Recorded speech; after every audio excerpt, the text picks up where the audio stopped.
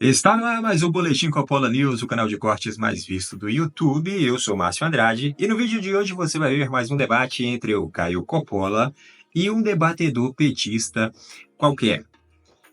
Eles vão debater sobre a posse da nova ministra do governo Lula, a senhora Gleisi Hoffmann. Você vai ver isso e muito mais neste vídeo. Portanto, se inscreva no canal, deixa o seu comentário e deixa também o seu like. Se liga aí! Coppola, queremos te ouvir também. Gleisi será capaz de ajudar as pautas de Haddad tão importantes para Lula nessa fase do mandato? Olha, eu acredito que não. Olá, Juliana. Olá, doutor Alessandro. Saudações à nossa audiência. Bom, em primeiro lugar, vamos analisar aí já o que sucedeu ao anúncio dessa indicação da senhora Gleisi Hoffmann para o ministério do senhor Lula da Silva. Imediatamente houve uma resposta aí pelo mercado, um prejuízo aí ao nosso câmbio e uma nova desvalorização da moeda nacional frente ao dólar. Por quê? Isso aí já são alguns agentes, claro que tem um caráter especulativo, mas já são alguns agentes precificando o extremismo político, o radicalismo ideológico, que é o que a senhora Gleisi Hoffmann representa. E isso ficou patente aí durante a sua presidência à frente do Partido dos Trabalhadores. Vamos lembrar que em questões que são praticamente unânimes no debate público, como a defesa da democracia, a defesa da liberdade, não apenas no Brasil, mas no mundo, a senhora Gleisi Hoffmann, ela tem uma visão excessivamente ideológica, radicalizada, extremista. Eu cito aqui como exemplos, para ilustrar o meu ponto, o que o Partido dos Trabalhadores falou, por exemplo, no dia seguinte àquele ataque terrível em Israel, então o maior massacre genocida desde o Holocausto.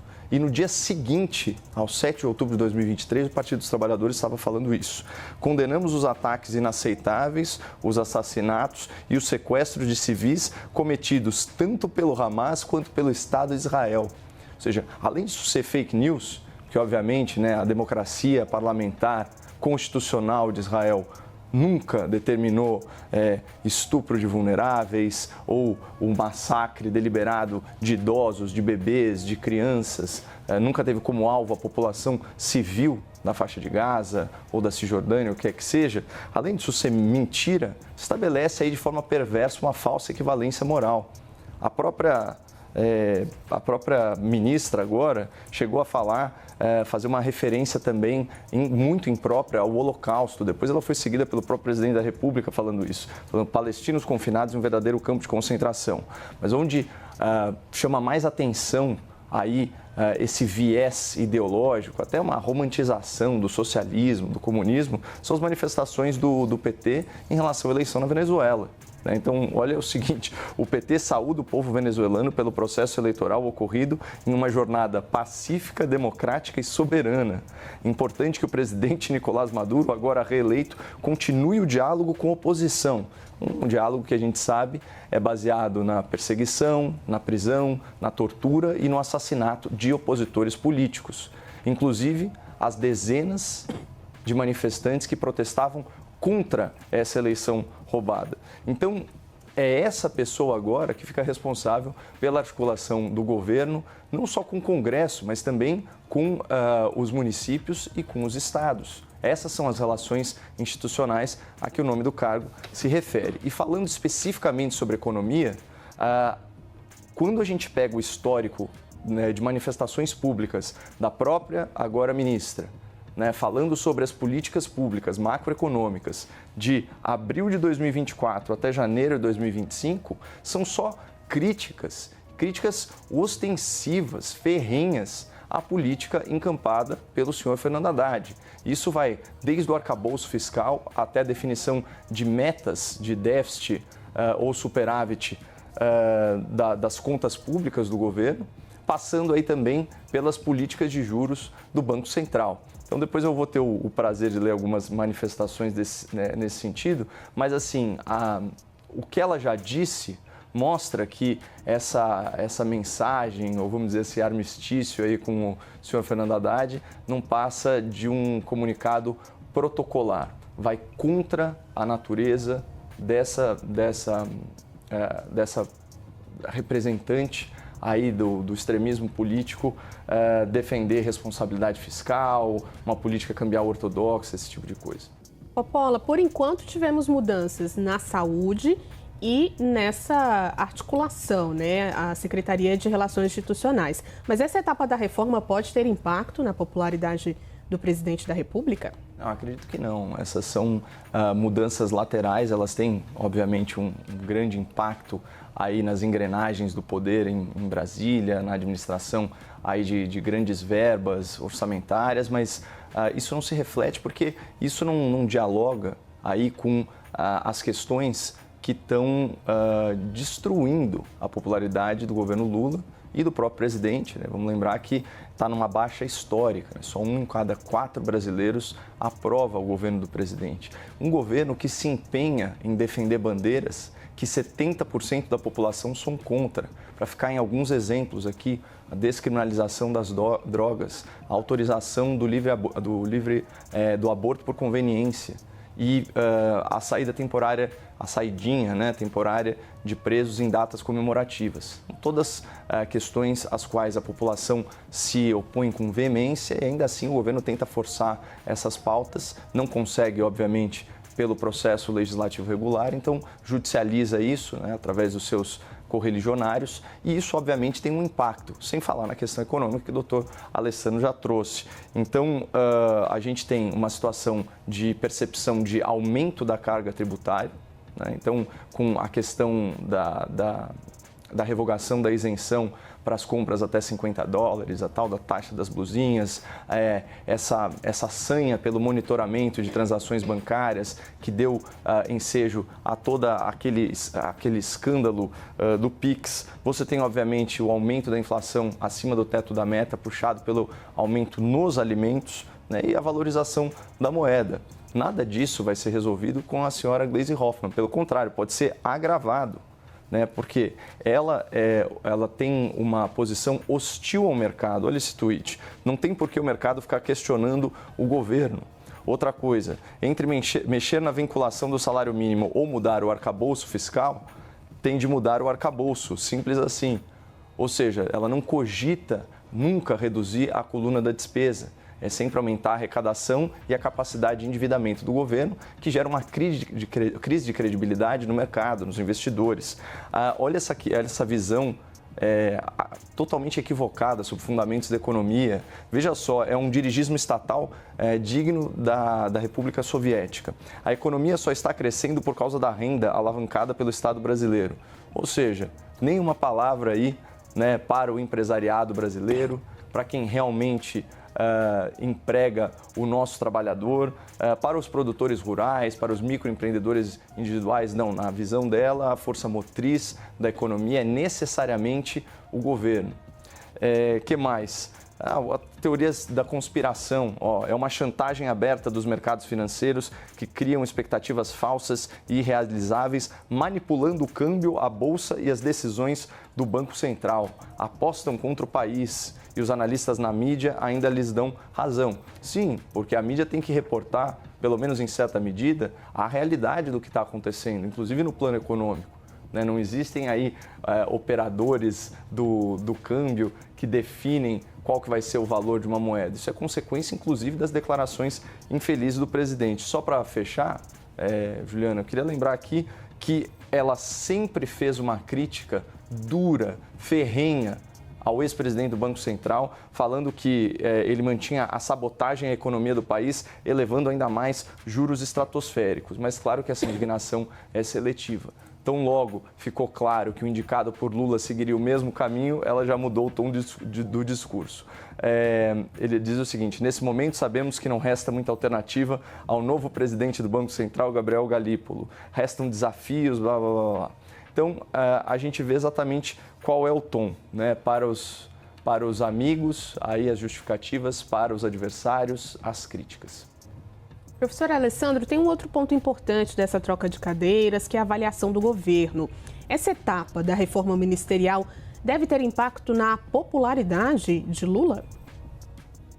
Juliana, eu acho que a questão da popularidade do presidente Lula e do seu governo passa necessariamente por aquilo que a população vai sentir concretamente. Está todo mundo hoje discutindo a pauta econômica, porque todo mundo sentiu que os dados econômicos muitas vezes não resultam em aprovação do governo imediata. Ou seja, aquilo que a população está sentindo, aquilo que está tendo nos cálculos dos economistas, certo ou errado, não está ligando. E aí o governo percebeu algo que parece importante, que ao longo do tempo nós tivemos muita deterioração econômica e que isso, ao longo do tempo, eu falo os últimos 10, 15 anos, você teve uma inflação não só no Brasil, mas como no mundo, e que isso está revertendo, ou melhor, refletindo na situação, né, de grande parte da população brasileira e, em particular, com aqueles que são um público, vamos dizer assim, um público natural do governo do Partido dos Trabalhadores, do governo Lula, que são os mais pobres. Isso, logicamente, vai atingir ali, então, a questão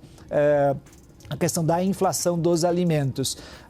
Como é que o governo vai ter que trabalhar? Ele vai ter que trabalhar muito mais duro do que simplesmente repassar uma informação ou trocar um membro de governo.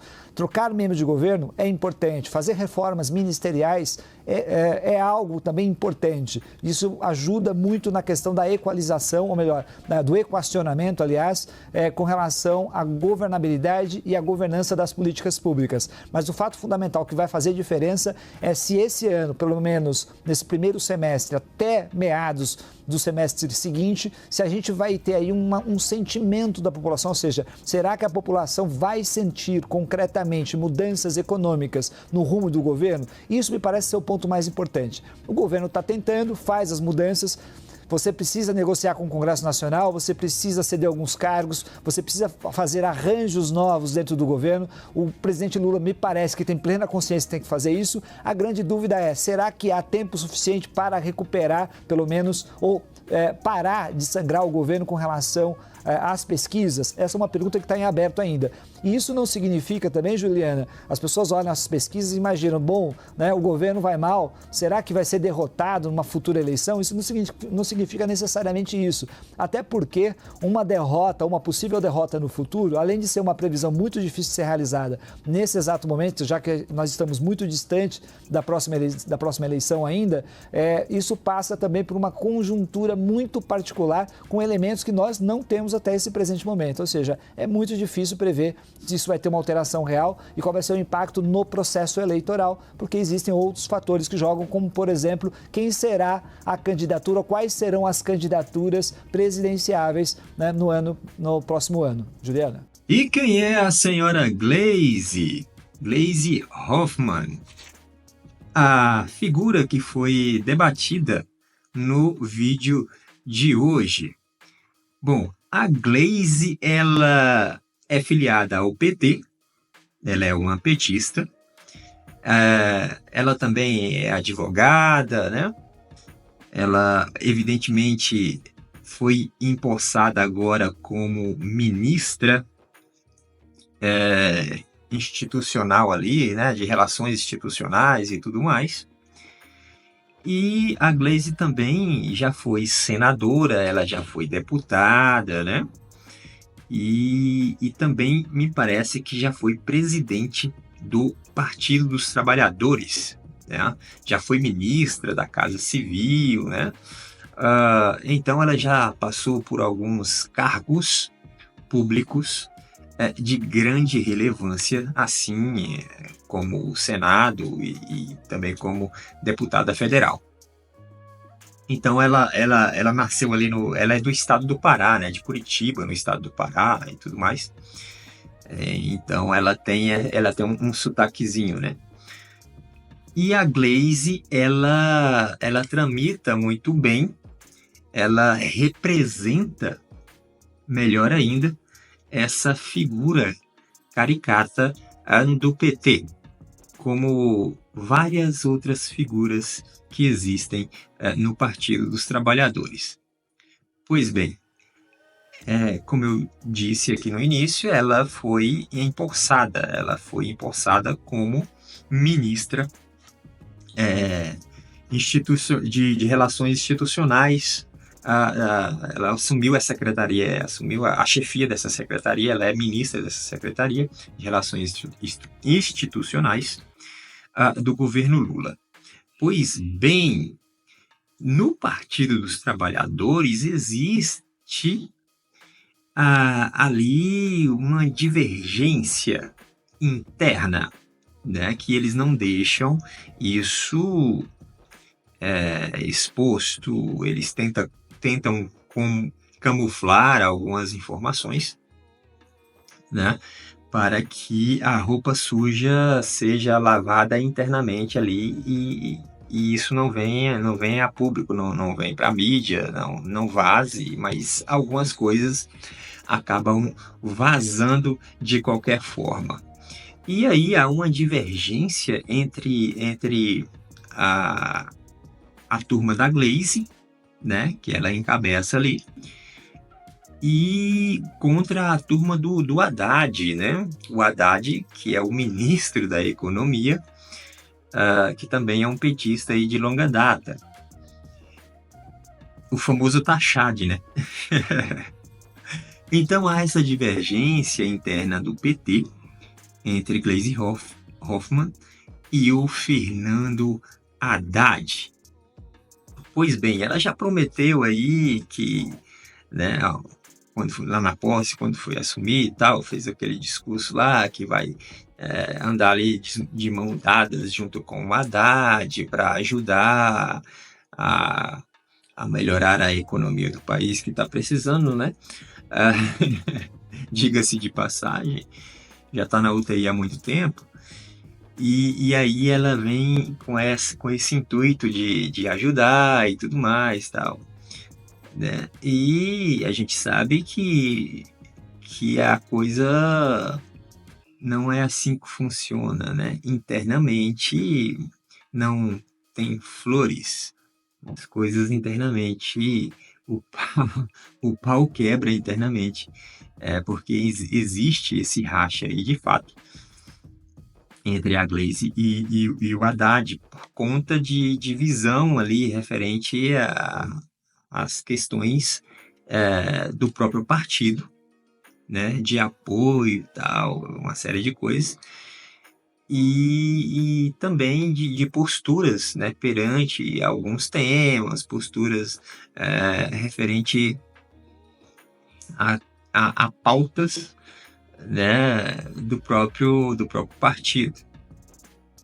Então a Glaze, ela tem essa postura aí de conflitar com o Fernando Haddad. Evidentemente que tem aqueles que defendem o Fernando Haddad e tem aqueles que defendem a Glaze, né?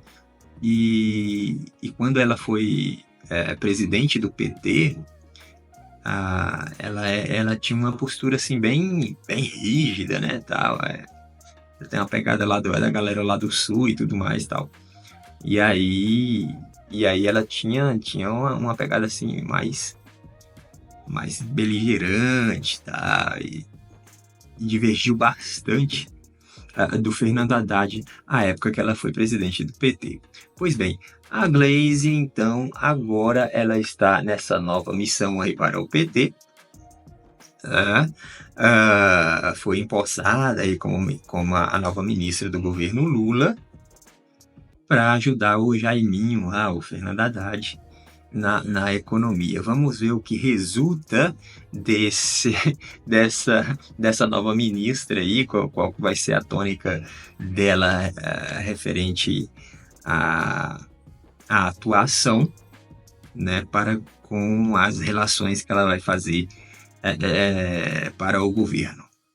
Vamos ver se vai vingar ou se vai por água abaixo de vez. Bom, por esse vídeo é isso. Se inscreva no canal, deixa o seu comentário, deixa aqui nos comentários o que você pensa, a sua opinião sobre a Glaise Hoffmann como a ministra do governo Lula, e deixe também o seu like.